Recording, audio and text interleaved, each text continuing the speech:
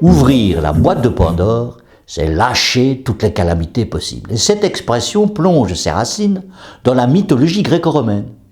Tout commence avec le géant Prométhée, descendant des Titans, qui avait façonné dans de l'argile des figurines humaines auxquelles Zeus donna plus tard la vie. Mais le roi des dieux se méfiait de cette race nouvelle. Il décida qu'un des frères de Prométhée, Épiméthée, un être aussi lent d'esprit que prompt à la bêtise, serait chargé de distribuer des qualités à ces êtres mortels. À certains, l'imbécile donna de la vitesse sans leur donner de force. À ceux-là, il fit une offrande de la puissance sans leur attribuer de l'esprit. Le travail d'Épiméthée mettait du désordre là où Prométhée avait créé du génie. Plus tard, puni par Zeus pour avoir osé rendre aux hommes le feu que le roi des dieux leur avait confisqué, Prométhée fut enchaîné nu au sommet du Caucase. Et chaque jour, un aigle géant venait lui dévorer le foie.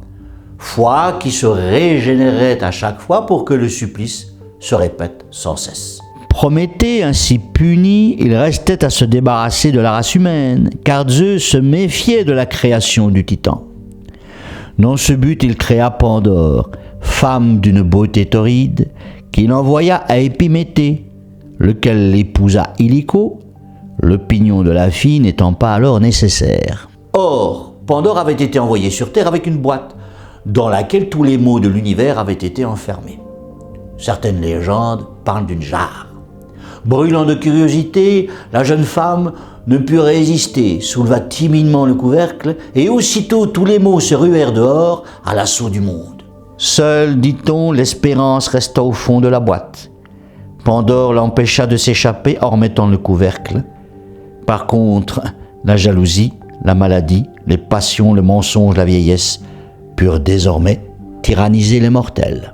Le mythe a circulé dans tous les siècles, chacun cherchant à l'interpréter à sa façon. Car quoi ? Si l'espoir devait rester enfermé, l'humanité devait-elle en rester privée ?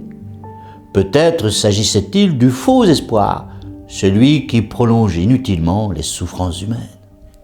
N'oublie pas de t'abonner.